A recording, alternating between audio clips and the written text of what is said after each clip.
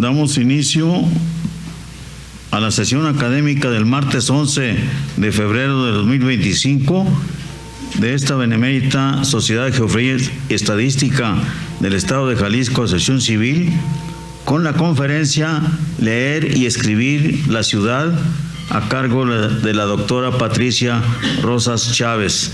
Cedo la palabra al secretario de nuestra organización. Buenas noches a todos. Me permito presentar a quienes nos acompañan en el presidium. La encabeza el presidente don Adalberto Ortega Solís. Nos acompaña la conferencista invitada, la doctora Patricia Rosas Chávez, y su servidor como secretario general. Me permito dar lectura a la semblanza de la doctora Patricia Rosa Chávez. Es doctora en Ciudad, Territorio, Sustentabilidad por el Centro Universitario de Arte, Arquitectura y Diseño, CUAD, de la Universidad de Guadalajara. Maestría en Política Pública por el Instituto Tecnológico Autónomo de México. Es profesora titular de tiempo completo e integrante del cuerpo académico en Innovación Educativa y Nuevas Literacidades. ¿Correcto? De la Universidad de Guadalajara, y es miembro del Sistema Nacional de Investigador Nivel 1. Ha colaborado con la OSD y la SEP, Secretaría de Educación Pública, en proyectos internacionales y nacionales de innovación educativa sobre resultados de aprendizaje, enseñanza móvil, comunidad de aprendizaje digital, competencia y desarrollo de habilidades cognitivas. Dirige el programa universitario de fomento a la lectura Letras para Volar, desde donde ha promovido el gusto por la lectura, el desarrollo de la competencia de lectoescritura y el acceso a los libros. Recientemente fue directora del Instituto Transdisciplinaridad en Literacidad de la Universidad de Guadalajara, desde donde dirigió diversas investigaciones y publicaciones, como el libro Desarrollando una formación docente, cultural e históricamente sensible, con el cual ha publicado por la editorial Bloomsbury en la sección académica, que obtuvo el reconocimiento de finalista del libro del año en el 2021 por la Academia de Literatura del Reino Unido, y la investigación derivó en la publicación Análisis de los nuevos libros de texto gratuito. Actualmente dirige el Centro Universitario de Chapala, al cual cedo el uso de la palabra. Doctor, por favor.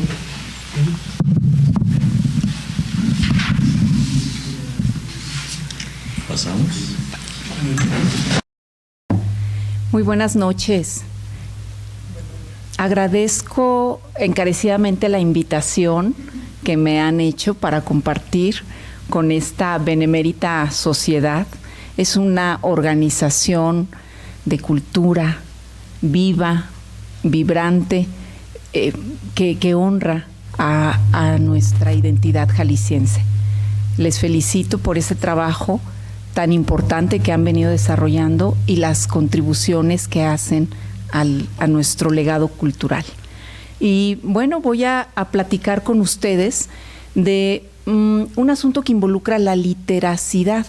Es una palabra relativamente nueva, entonces todavía cuesta trabajo, y más cuando ponemos trabalenguas como urbaliteracidad o empezamos ya a estas novedades. Quiero platicarles un poquito de esto, que tiene que ver con las formas que tenemos de leer y escribir la ciudad, desde luego en un sentido metafórico, lo digo aquí, pero también lo digo en un sentido literal, en la medida en que nos acercamos a la literacidad. Antes de pasar a eso, quiero explicar un poco por qué esa palabrita tiene una acepción que estamos acostumbrados a escucharla como sinónimo de alfabetización. Y desde que ha ido progresando la visión sociocultural de la alfabetización antes, se entiende que la alfabetización se quedó en una visión psicolingüística de aprender a leer y a escribir. Pero con la literacidad estamos vinculando el pensamiento con el texto para comunicar. Entonces, su alcance es mayor porque no solamente abarca la cultura escrita, también abarca la cultura visual, el audio, todas las formas que tenemos como humanidad de comunicarnos. Entonces, por eso hablo aquí de eso. Bueno.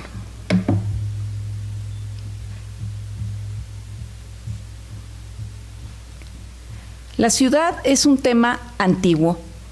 He titulado esta sección La ciudad siempre porque está ahí desde siempre o desde casi siempre y porque es algo que, por lo menos ahora, se ve como parte de nuestro futuro a muy largo plazo. La ciudad, no tan antigua como nuestra necesidad de sobrevivencia, pero sí tan antigua como nuestra capacidad de asentamiento para hacer la vida colectiva, proveernos bienes para satisfacer necesidades, pero también como el espacio para pensar, comunicar, simbolizar y trascender. Me gustaría invitarles a que hagamos un viaje en el tiempo. Vayamos a la prehistoria cuando ya existimos como especie gregaria, en el estadio inferior del salvajismo. Nuestra infancia como género humano, para decirlo en palabras de Engels, cuando el principal progreso es la formación del lenguaje articulado, pero no existe aún la ciudad. Continuando con Engels, mujeres y hombres, lo cito, permanecían aún en los bosques tropicales y subtropicales y vivían, por lo menos parcialmente, en los árboles. La única explicación de que pudieran continuar existiendo entre grandes fieras. Ahora, cerremos los ojos y dejemos que la voz de Cristina Rivera Garza nos lleve ahí. Érase una vez, había un bosque, los caminos de tierra bajo las plantas de los pies. La soberanía reside en la intemperie, eso es cierto. Nómada la mano que se alza hasta la piel. El cielo suele ser un cuerpo o un manto, las raíces enormes, los muslos que avanzan, las pantorrillas, las pantorrillas. No tengo casa, o si tengo casa, la casa no tiene techo. Los caminos de la tierra, el placer de escribir eso, los caminos de la tierra. Y luego la lluvia que cae. Había una vez o dos, había un bosque. Desde ahí miraba todo lo que sería.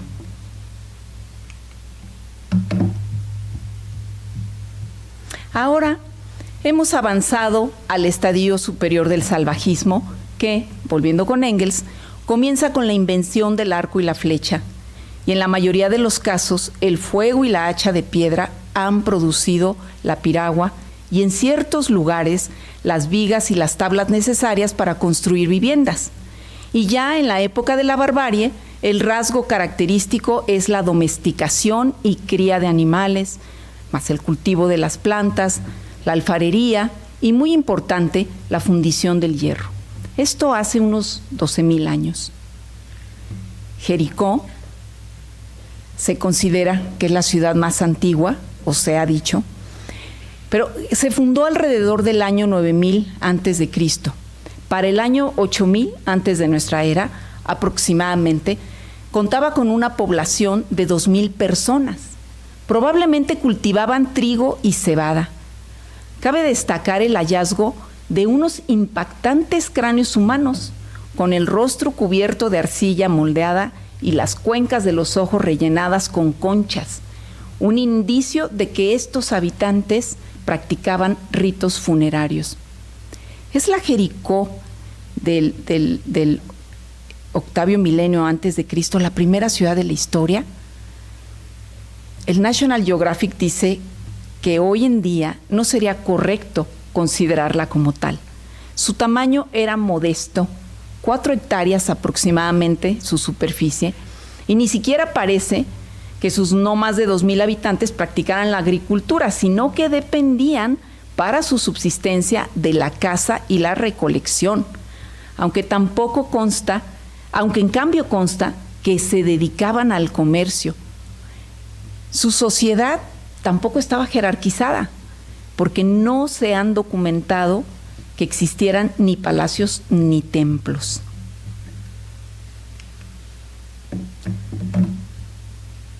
Xatalhuyuc, ciudad vecina de Jericó, también existió, está documentado hace unos 8,000 años, en esas mismas épocas.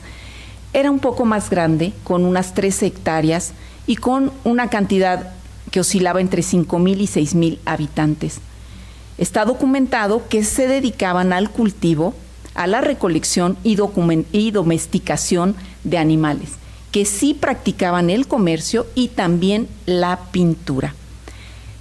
Ellos tenían esta vivienda que pueden ver, sus accesos estaban en los techos. Como pueden ver en la imagen de su lado derecho. En esta población, por tener las casas adosadas y los ingresos desde arriba, la oxigenación se daba a través de ventanas y las escaleras comunicaban a diferentes niveles. Este que ven abajo, la imagen en blanco y negro, es el primer plano que conocemos de una ciudad y se considera que está hecho así, como nuestros planos de hoy en día, justo porque como ellos caminaban, realmente sus calles estaban en los techos y veían desde ahí. Por esa razón ellos representaban su ciudad de esa manera. Qué fascinante que sigamos haciendo los planos de la misma manera. Y bueno, pero Larsen documentó que estas personas que vivieron aquí hace 9,000 años sufrieron estrés, violencia, hacinamiento y enfermedades. Lo voy a citar. Empezaron a experimentar lo que pasa cuando pones a mucha gente junta en un área pequeña por largo tiempo. Muchos de los desafíos que hoy tenemos en día son los mismos que tenían en Xatalhuyuc, solo que aumentados. Enfermedades, ellos tenían caries porque hacían una dieta rica en granos. Infecciones, porque tenían los corrales y los pozos de desechos muy cercanos a la vivienda. Y también la violencia. Se encontró una cantidad de cráneos importante, me parece que alrededor de 52, con fracturas contundentes en la parte posterior, de los cuales la mayoría eran de mujeres. Qué cosa que la violencia que hoy viven las mujeres, que vivimos las mujeres, tenga orígenes tan remotos. Obviamente, en el mundo antiguo su existencia, o sea, me refiero a la ciudad, era muy incipiente y limitada. Pero como se verá, se inicia la edificación de las primeras de ellas, tales como obras hidráulicas, caminos, templos y edificios públicos, principiando la historia de la construcción social del espacio urbano. Respecto a las rutas y caminos, se ha señalado que su estudio en el México precolombino es muy importante. De esta suerte, además, la generación de un excedente de bienes es la condición sine qua non para la emergencia de las ciudades y, por ende, de la división del trabajo rural y urbano. Como ven, esa necesidad de comerciar los excedentes hacía la necesidad de tener caminos y poder comunicar a las poblaciones. Bueno, es la ciudad, es lo mismo que tenemos hoy en día. Entonces, ¿cuáles son esos factores que influyeron, en resumen, en esa aparición? Por un lado, la metamorfosis cognitiva del Homo sapiens, la existencia de condiciones naturales indispensables para la sobrevivencia, un clima adecuado, agua, el descubrimiento de la agricultura y la propiedad privada también hicieron la división del trabajo y la jerarquización social, unas condiciones de producción para usufructuar esos recursos naturales, el surgimiento de estratos sociales y la comercialización. Bueno, entonces, los factores que caracterizan a los asentamientos humanos hoy día siguen vigentes. O sea, esas condiciones territoriales como recursos naturales, clima, geografía, el desarrollo de la ciencia y la tecnología para garantizar esa sobrevivencia, los medios de producción, el comercio de excedentes, pero también sigue habiendo problemas. Claro que son distintos. Ahora enfrentamos el cambio climático y el agotamiento de los recursos naturales, las migraciones, las pandemias, los problemas de pobreza, inequidad, las brechas, la inseguridad, en fin, todo lo que demanda desde luego un cambio de modelo económico y urbano. Y para cerrar esta sección, comparto esta reflexión de Nicanor Parra sobre el desarrollo de la humanidad y la imposibilidad de retornar a la simple subsistencia por el progreso civilizatorio que como humanidad hemos logrado. Dice en este soliloquio del individuo Nicanor Parra: yo soy el individuo. Primero viví en una roca, allí grabé algunas figuras. Luego busqué un lugar más apropiado. Yo soy el individuo. Primero tuve que procurarme alimentos, buscar peces, pájaros, buscar leña. Ya me preocuparía de los demás asuntos. Bajé a un valle regado por un río. Allí encontré un pueblo salvaje, una tribu. Años más tarde concebí unas cosas, unas formas, crucé las fronteras y permanecí fijo en una especie de nicho. Alguien segregaba planetas, árboles segregaba, pero yo segregaba herramientas, muebles, útiles de escritorio. Yo soy el individuo. Se construyeron también ciudades, rutas. Después me dediqué mejor a viajar, a practicar idiomas. Mejor es tal vez que vuelva a ese valle, a esa roca que me sirvió de hogar y empiece a grabar de nuevo, de atrás para adelante grabar el mundo al revés. Pero no, la vida no tiene sentido.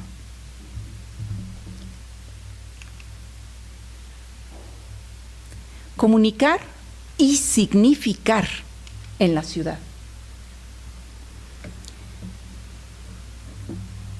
Esta cita de un colectivo de urbanistas barcelonés nos dice, voy a leer esta cita porque es muy importante, y que nos habla de la comunicación que está implícita en la ciudad. No la vemos, pero existe y nos comunica.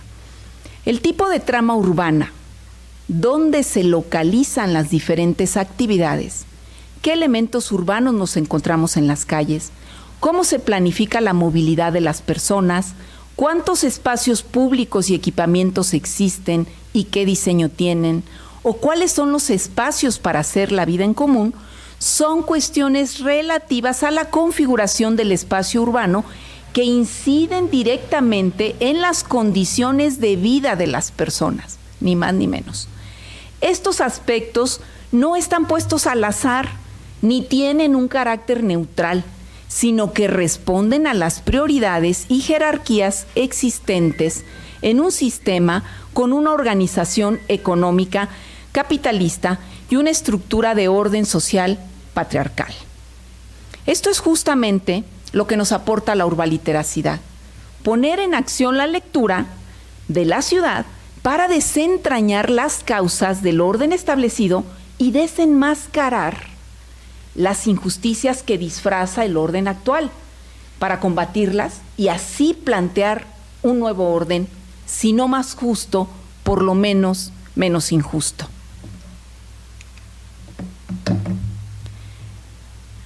El urbanismo, continúo con este colectivo, actúa muchas veces como mecanismo disciplinador sobre los cuerpos y las identidades, ya sea propagando el orden colonial, el sistema binarista y los roles de género o las marcas de clase, la uniformidad y la fealdad de las viviendas sociales, el diseño acabado, los materiales o el tipo de vegetación en los espacios públicos, o el nombre y las esculturas de nuestras ciudades se encargan de recordarnos cuál es el orden social establecido.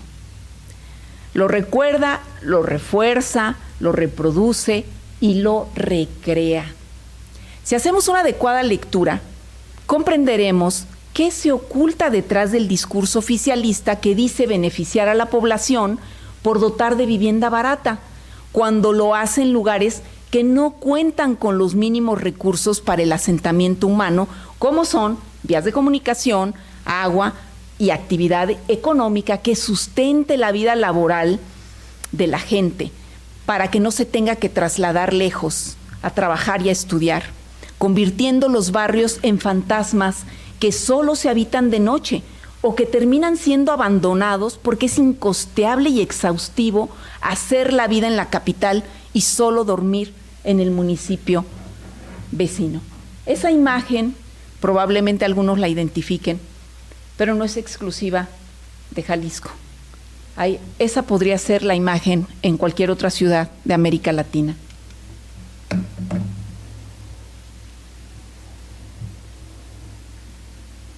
Para hacer estas lecturas de la ciudad, la literacidad es una herramienta fundamental. Para empezar, porque a esta se la considera una práctica social. ¿Y qué dicen Barton y Hamilton sobre la literacidad? Bueno, ellos dicen que es principalmente algo que la gente hace. Es una actividad, dicen ellos, que se localiza en ese espacio entre el pensamiento y el texto. La literacidad no solo reside en la mente de las personas como ese conjunto de habilidades para aprender, y no solo reside en el papel, como este texto que vemos aquí en la pantalla. Como toda actividad humana, la literacidad es esencialmente social y se localiza en la interacción con las personas. Por lo tanto, las literacidades se presentan en diferentes dominios de la vida y están históricamente situadas. Las prácticas de literacidad cambian y se adquieren nuevas a través de los procesos de aprendizaje informal y el sentido común. Aprendemos más observando, aprendemos más de ese lenguaje que no se habla en los códigos sociales de conducta que tenemos, ciertos tipos de mirada, ciertos gestos corporales nos dicen muchísimo más de lo que puede decir una palabra expresa. Las prácticas son procesos sociales que conectan a las personas y que incluyen cogniciones compartidas que están representadas en ideologías o identidades sociales. Y esas prácticas son moldeadas por reglas sociales que regulan el uso y la distribución de los textos. Hay unas relaciones de poder que están implícitas ahí y que prescriben quién puede producir y quién tiene acceso a estos textos. Hoy en día es menos notable que en la historia. Si vemos en el pasado, los escribanos eran una élite. No cualquiera sabía leer y escribir, no cualquiera tenía acceso a los libros. Bueno, hagamos el ejercicio. ¿Qué comunicamos y cómo creamos significados en la ciudad? Nosotros en la ciudad podemos comunicar relaciones de poder, emociones, sucesos importantes, elementos identitarios, luchas, protestas, reclamos. En resumen, en la ciudad estamos comunicando quiénes somos, cómo somos, qué hemos aprendido, qué pensamos, en qué soñamos, qué sentimos, a qué aspiramos como sociedad.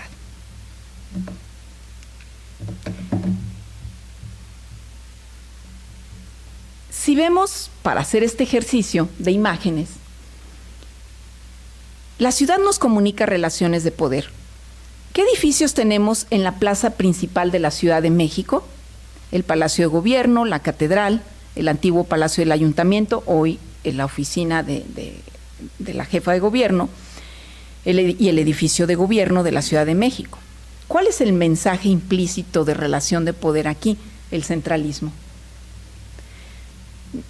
Ojo, nada más comparten con la Iglesia, pero ni el poder legislativo ni el judicial están aquí, aunque sea simbólicamente en este primer cuadro. Y es muy cultural, Y vean lo que estamos viviendo. Adoptamos una filosofía del equilibrio de poderes de los Estados Unidos, que es valiosa, pero no hemos sido capaces de mantenerla como sociedad. ¿Por qué será?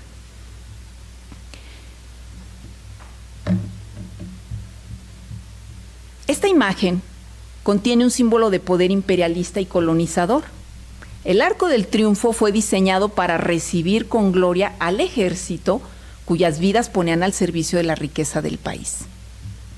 Y eso era lo que se quería comunicar, la grandeza de ese imperio. En su imagen de la izquierda es la imagen de un club privado en Nueva York. El diseño ostenta en principio riqueza, que junto con el enrejado y las estatuas de la planta alta lanzan un mensaje contundente de cuál es el tipo de personas para las que se abrirán esas puertas. Y en la foto de la derecha, ahí vemos dos tipos de vivienda en función del poder adquisitivo. Es como pensar aquí en Andares y Lomas del Centinela. Lo curioso es que están pegadas en la vida real.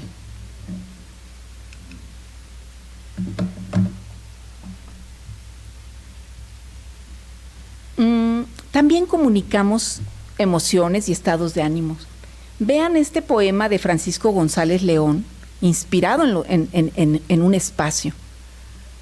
Ábranse de par en par los sencillos postigos de la infancia, perspectiva interior de la distancia que tan cerca del alma se veía, la vieja casa conventual y fría, las grandes y recónditas alcobas, los cuentos de duendes que ahí andaban cambiando de lugar a las escobas, y el bullicioso gozo, y el asomarse al pozo por distinguir la arruga que en el agua dejaba la tortuga, recóndita virtud de aquellas cosas que se amplían en el alma a la manera del vidrio de una esfera. Y al respecto, la concepción del arquitecto Luis Barragán resulta sumamente descriptiva. Lo voy a citar con varias de sus frases. Hay que recrear y renovar la nostalgia, volviéndola contemporánea, porque una vez que la arquitectura ha cumplido con las necesidades utilitarias y de funcionamiento, tiene todavía por delante de sí otros logros que alcanzar: la belleza y el atractivo de sus soluciones, si quiere seguirse contando entre las bellas artes. Decía además, los jardines deben ser poéticos, misteriosos, embrujados, serenos y alegres. Decía también, creo en la arquitectura emocional.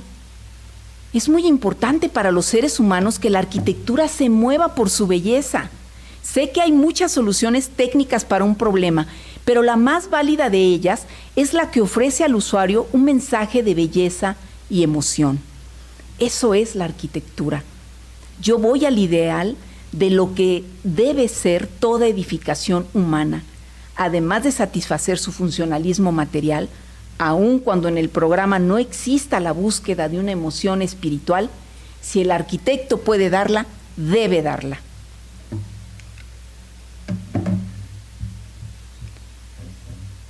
La serenidad es el gran y verdadero antídoto contra la angustia y el temor, y hoy la habitación del hombre debe propiciarla.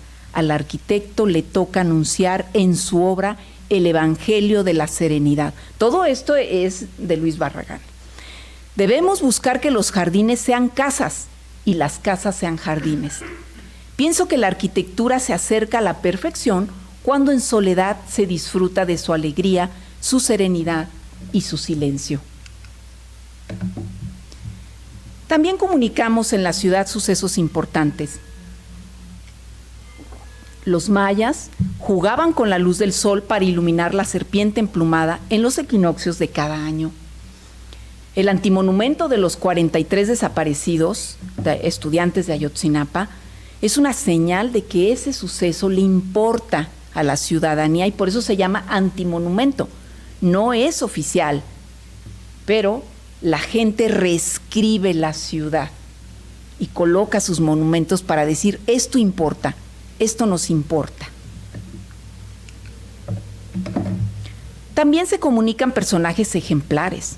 Desde luego que en México no falta el simbolismo relativo a las gestas heroicas que inundan ciudades y pueblos. Los nombres de las calles principales son de nuestras gestas heroicas. Son menos abundantes los personajes de la ciencia y el arte, como esta estatua de el ingeniero Matute moviendo la telefónica para dar paso a la Avenida Juárez. También comunicamos elementos identitarios. Por ejemplo, hoy día se da voz a las representaciones del arte indígena en una lucha por preservar nuestro legado ancestral. Aquí una nierica de la cultura birrárica en un multifamiliar de nuestra ciudad es un mensaje de aceptación y visibilización de estas culturas. También comunicamos patrones de belleza y estética. Ahí vemos, pues, cuál es la belleza que se promueve, ¿no? La gente blanca, de nariz afiladita, muchos que no se parecen a nosotros como mexicanos, que somos más bien chaparritos, morenitos, nariz bolonchita en general, en fin. Pero esos son los patrones. También se promueven persuasiones, ¿no? O sea, desde no tira el chicle de una manera ingeniosa, la goma de mascar una vez arrojada al suelo volverá pronto a tu propio zapato, dice ese anuncio. O usted tiene una solicitud de lectura, esas librerías Gandhi, qué buenos anuncios tienen. Estos son buenas persuasiones, pero hay otras poco útiles, ¿no? Coma, beba, consume, etcétera. También comunicamos invitaciones a reflexionar. Ese mural tiene muchas definiciones que no son comunes. ¿Qué es el edadismo? ¿Qué es la misoginia? ¿Qué es el clasismo?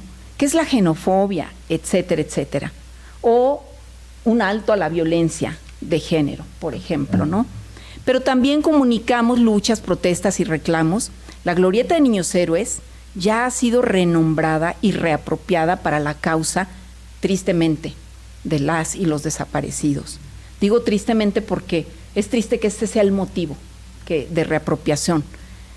La antimonumenta del feminismo, que tiene como ni una menos como consigna, y comunicamos muchas otras cosas más. Aquí tenemos problemas actuales en el diseño de la arquitectura. ¿Por qué están los puntos morados? Pues porque en este país asesinan 11 mujeres cada día. ¿Por qué hay parques verticales o lineales? Porque estamos inundados de carros y no le damos la importancia al espacio verde, nos lo comemos. Entonces, después tenemos que andar haciendo estos parques entre los carros. En fin. Pues bueno, para irnos acercando a la literacidad. Entonces, vamos a retomar que la literacidad es esa relación entre pensamiento, lenguaje, texto y modo en que entregamos ese texto. Nos sirve para desarrollar nuestra capacidad de simbolizar, para apropiarnos de nuestra herencia cultural, para participar activamente en sociedad y para trascender mediante nuestras improntas. Entonces, la literacidad importa como una herramienta principal del desarrollo del pensamiento y de la comunicación. Soñar la ciudad, escribirla. Lewis Mumford aportó una idea inquietante sobre la utopía. Dijo que la otra mitad de la historia de la humanidad está en las utopías. Al decir de él, lo cito, lo que convierte la historia humana en un relato tan incierto y fascinante es que el hombre vive en dos mundos, el mundo de dentro y el mundo de fuera. En su análisis de ese mundo interior, el de las ideas, se incluyen, lo cito, todas las filosofías, fantasías, racionalizaciones, proyecciones, imágenes y opiniones conforme a las cuales la gente moldea su comportamiento. Y es que para Mumford, una idea, citado ahí, es un hecho sólido. Una teoría es un hecho sólido. Una superstición incluso es un hecho sólido. mientras la gente continúe regulando sus acciones conforme a esa idea, teoría o superstición, y no dejan de ser menos sólidas porque se transmitan mediante imágenes o sonidos. Ahí la riqueza de la multimodalidad.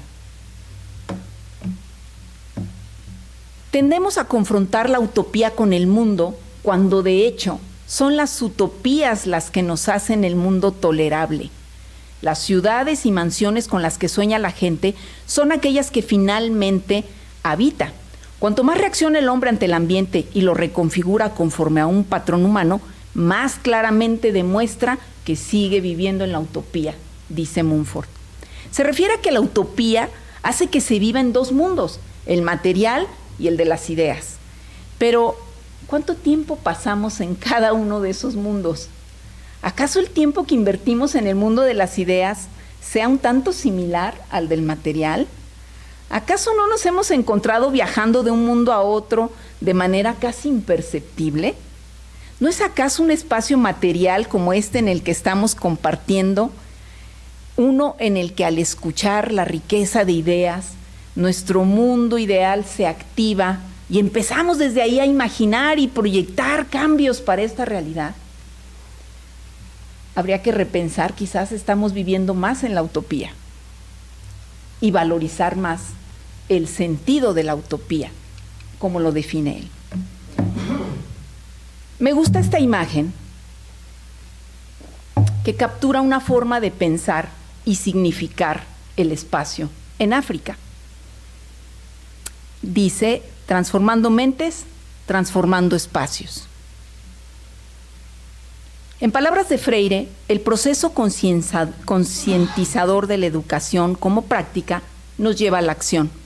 Y ello es así porque una vez que comprendemos el contexto, nuestras emociones de por medio, nos vemos impelidos a actuar, a intervenir. Él mismo decía que no hay verdadera denuncia sin compromiso y no hay compromiso verdadero sin acción.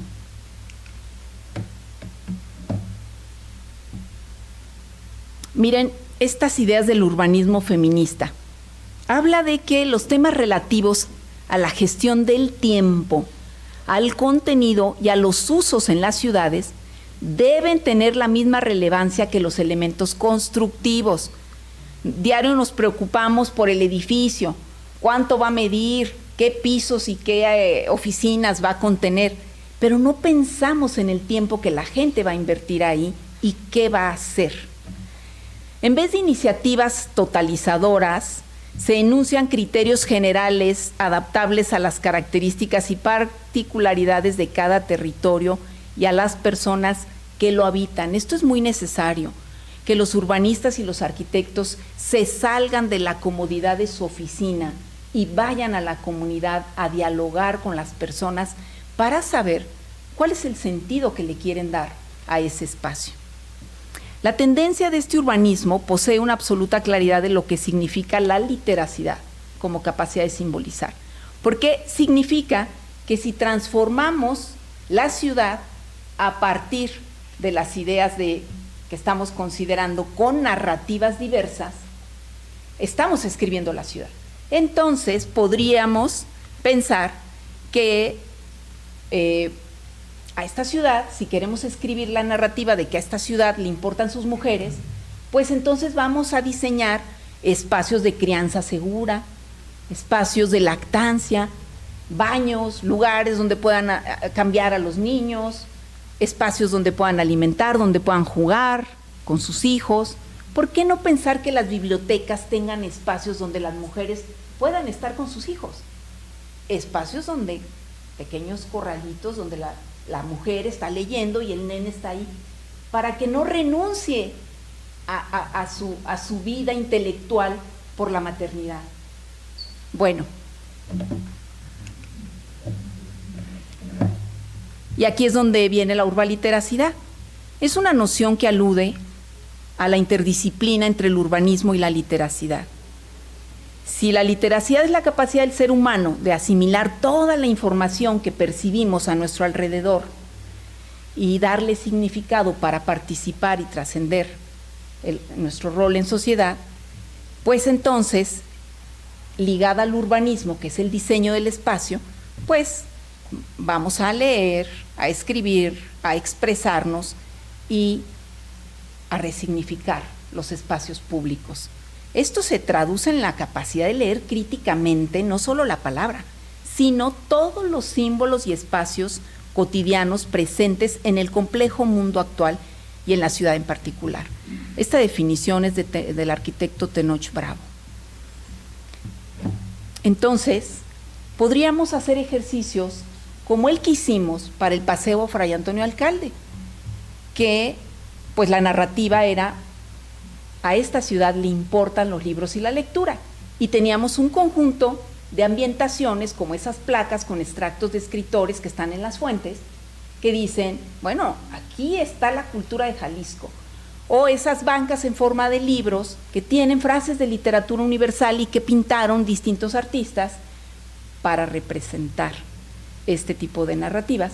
Pero no solamente son las ambientaciones, son las activaciones culturales las que hacen que se mueva esta narrativa y que se reconstruya y que se apropie entonces el espacio público a partir de esta narrativa, y que la gente vaya reescribiendo también el espacio público.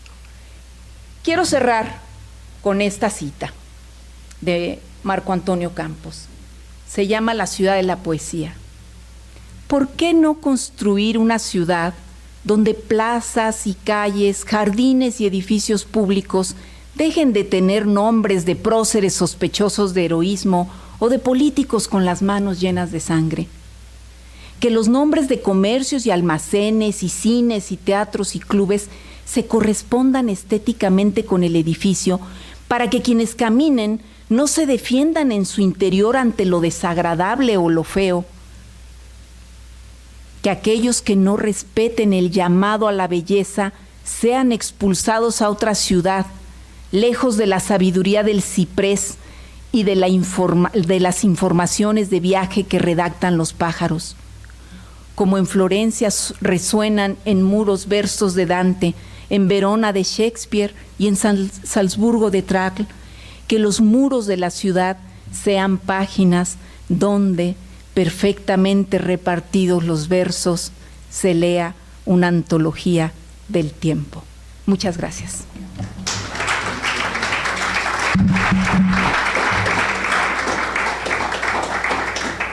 Lo he dicho y lo repito. Cada día aprende uno más. Esta exposición de la doctora Patricia Rosas ha sido extraordinaria porque nos ha hecho reflexionar de qué pasa con nuestra ciudad. Ayer me decían que había habido una junta de varios personajes no sé si en Palacio de Gobierno o en una oficina pública, donde se reunieron algunos diputados con funcionarios, invitaron al Colegio de Notarios, invitaron a varias organizaciones. No nos invitaron a nosotros, pero bueno, ya nos van a escuchar. Porque ayer se trataba sobre el condominio. Los problemas de los condóminos, las irregularidades de ello. Pero esto que acabamos de escuchar ahora, pues me recordó varias cosas, entre otras las de el arquitecto Luis Barragán, que captó todo lo que era la arquitectura del Medio Oriente y sobre todo de España, que está reflejada en todo lo que hizo. Y hubo también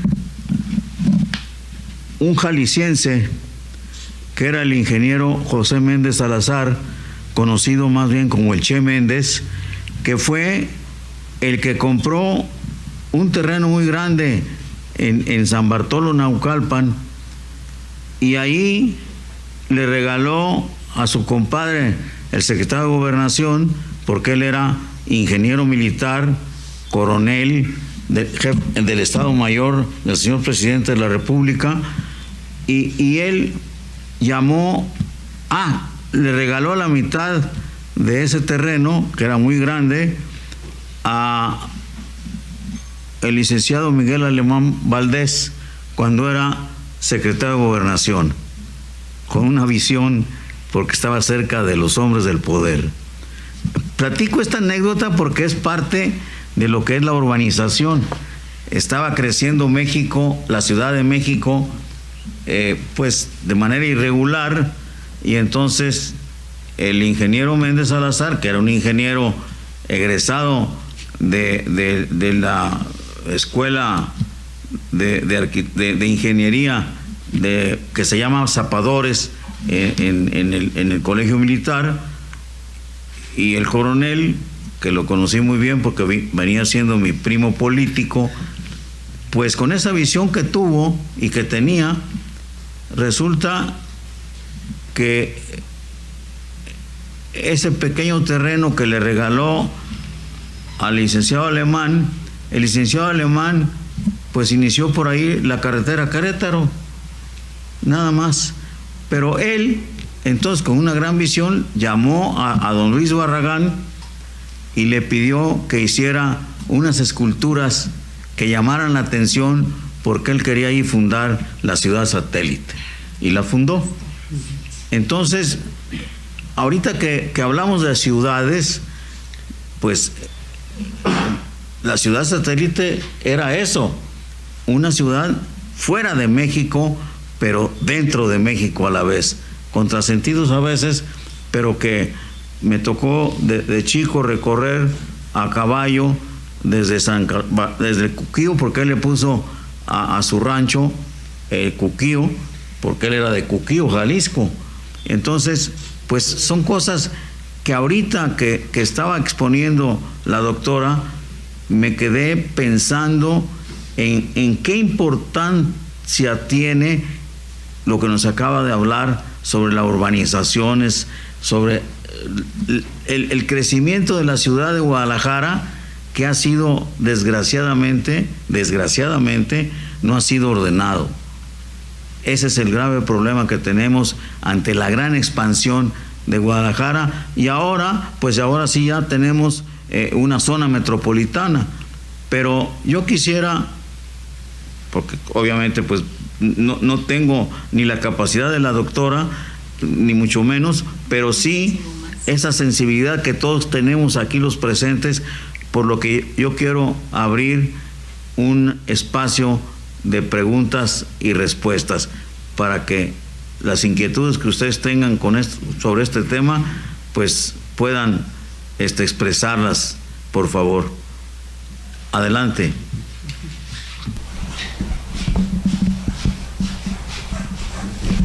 Buenas noches, felicitándole por su intervención, y quisiera proponer un paso más allá en la elaboración de términos y de conceptos para proponer el patrimourbaliteracidad, donde tengamos noción de los espacios donde se generó conocimiento en nuestra ciudad. Algunos todavía siguen, otros los hemos perdido, y recuperar lo que nos hace entender y aprovechar la naturaleza. Gracias. Sí, muchas gracias, maestro Turruti. Qué gusto saludarle por acá. Bueno, la noción de literacidad lleva implícito el patrimonio, porque la manera como se ha construido nuestro legado cultural, nuestro patrimonio, ha sido sobre el eslabonamiento sucesivo de las ideas, lo que alguien fue dejando, lo que otros medio olvidaron y conservaron algo de esa parte, pero construyeron ya sobre esa partecita y demás.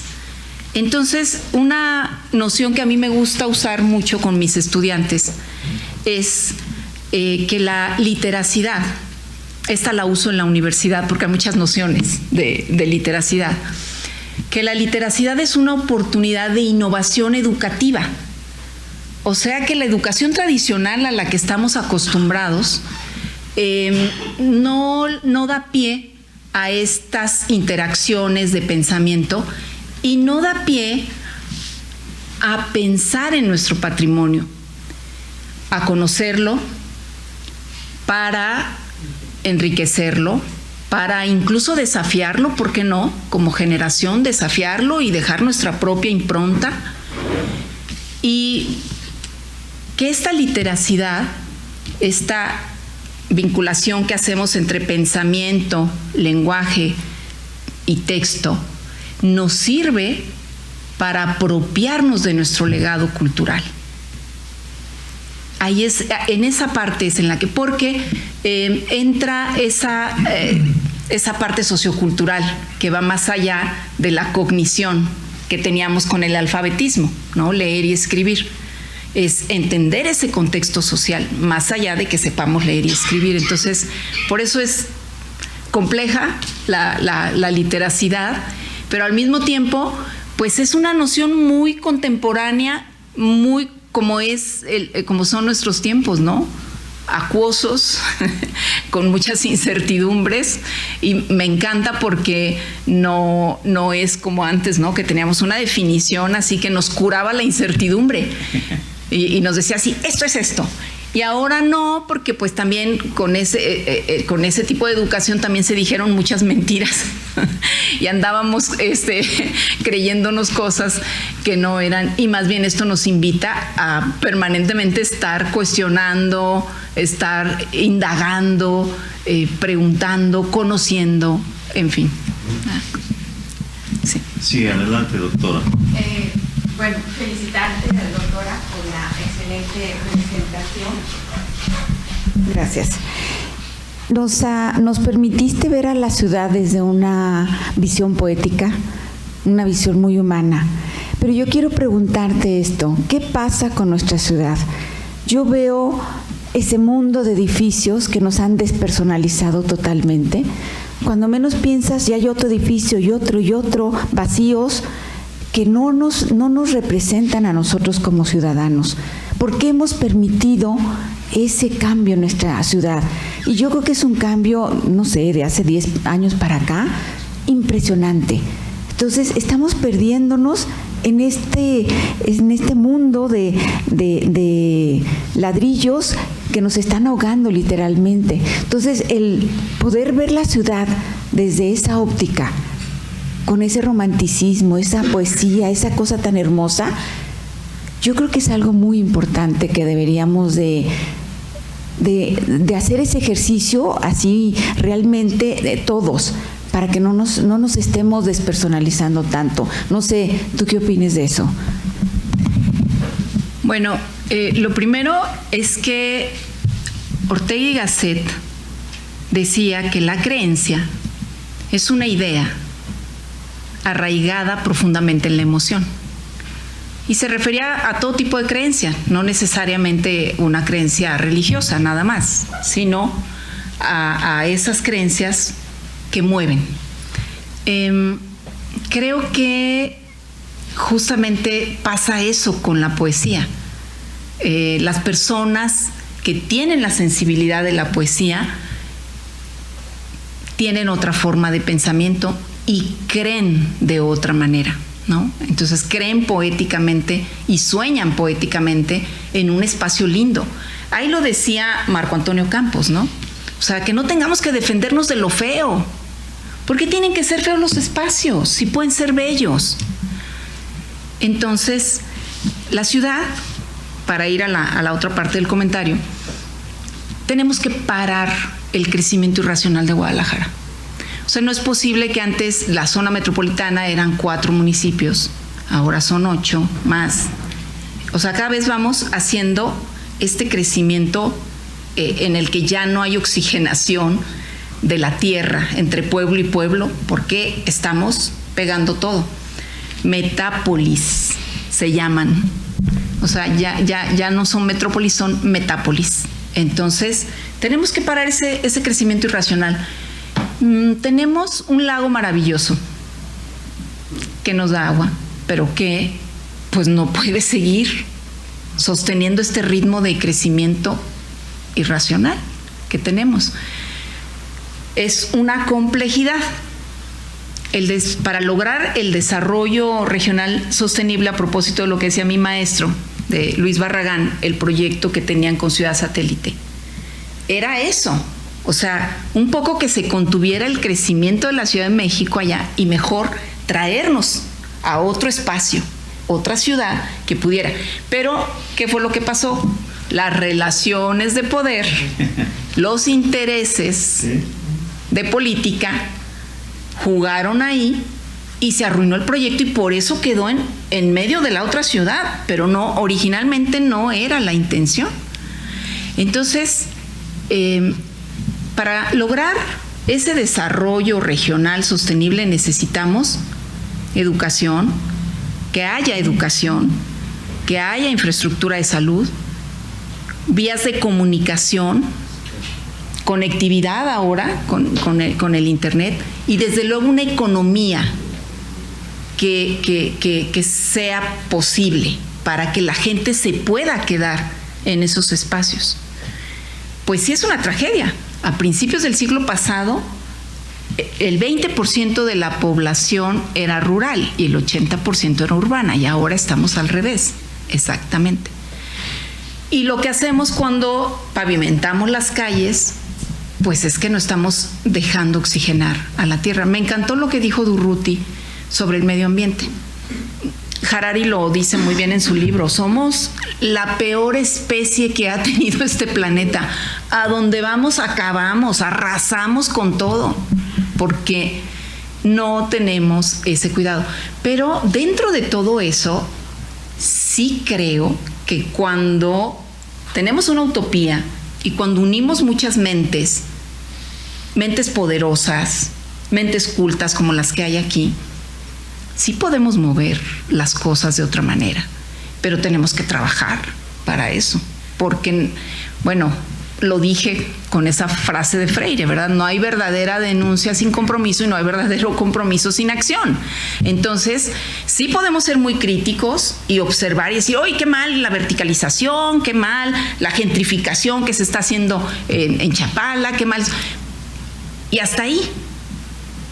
Pero ¿qué estamos haciendo auténticamente por cambiar esta situación? Tenemos que escribir la ciudad, y para escribirla tenemos que acordar nuestras narrativas y tenemos que actuar tarde o temprano, porque si nosotros, que tenemos ese afán de cuidar un legado cultural, no lo hacemos, nos van a ganar los intereses más oscuros del poder económico, tristemente. Sí. ¿Alguien más? Sí, doctor.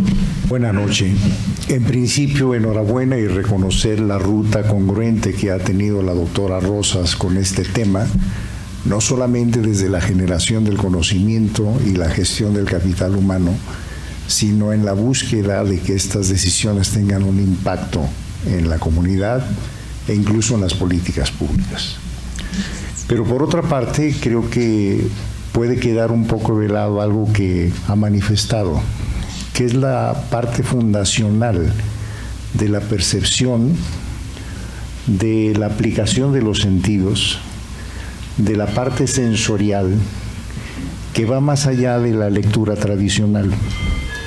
Porque literacidad ya no solo se circunscribe a una lectura de un texto clásico, es leer todo lo que nos rodea. Y leer todo lo que nos rodea es una representación de lo que es el pensamiento crítico y reflexivo. Es decir, ahora tenemos que ampliarlo a oler la ciudad, a degustar la ciudad, a tocar la ciudad. Y eso va implícito para todos los códigos que tenemos en nuestro entorno. Y especialmente creo que esto puede trascender en particular con las nuevas generaciones, hablando de los niños, porque esto permitirá entonces reescribir esa poesía. Es la única forma en que podemos como retomar esta expectativa, en alusión a un autor que recientemente publica algo vinculado con la ecología y la naturaleza. que habla de los últimos niños, en su libro Los últimos niños del bosque, y dice las nuevas estrategias para prevenir el trastorno de déficit de naturaleza en los niños. Ay, qué bonito. Entonces creo que esto forma parte de este proyecto que conozco además de manera cercana y que me parece que ha sido con dividendos que seguramente nos van a permitir recordar esa gestión de la poesía, como comentaba también Galeano, que esa parte de la utopía pues sirve para caminar y que también la poesía pues nos puede conducir a soportar la realidad o a entender la realidad. Muchas gracias. Gracias por explicitarlo, y solo voy a responder esa última de Galeano con otra de Mumford.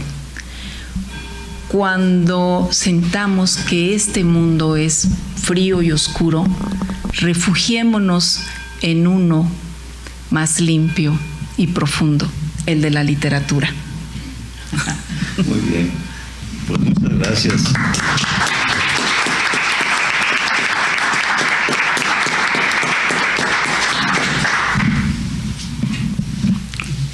Bien.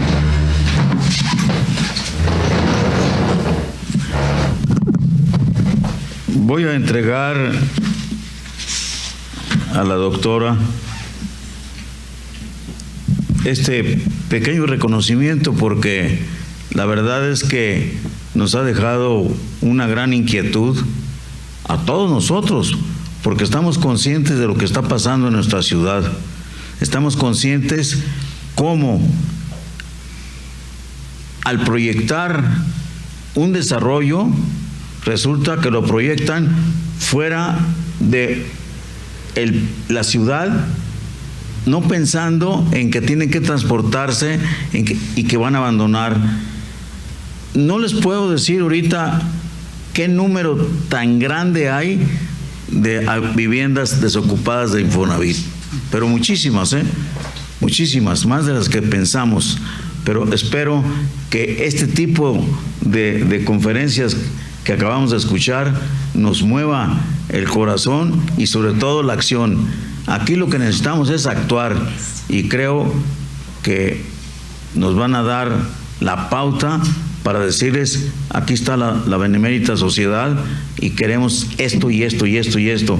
Ya presentamos lo del agua, que es fundamental, y ahora por eso entrego hoy con muchísimo gusto nuestra Benemérita Sociedad de Geografía y Estadística del Estado de Jalisco, Asociación Civil, institución científica y cultural instalada el 27 de septiembre de 1864, otorga el presente reconocimiento a la doctora Patricia Rosas Chávez por su participación como ponente en las actividades organizadas por esta institución en la conferencia Leer y Escribir la Ciudad, misma que se llevó a cabo en las instalaciones de nuestra casa sede con el objetivo fundamental de esta benemérita institución, que desde su fundación ha sido precisamente el estudio y la divulgación de la ciencia y de la cultura. Guadalajara, 11 de febrero de 2025, firma el geógrafo Carlos Alberto Záraco Álvarez, secretario general, y su servidor, el doctor Adalberto Ortega Solís, como presidente. Doctora, con mucho gusto y con mucho placer. Muchas gracias, maestro. Un honor de su parte recibir esto. No, gracias, muy amable. Gracias. Le cedo la palabra a nuestro secretario.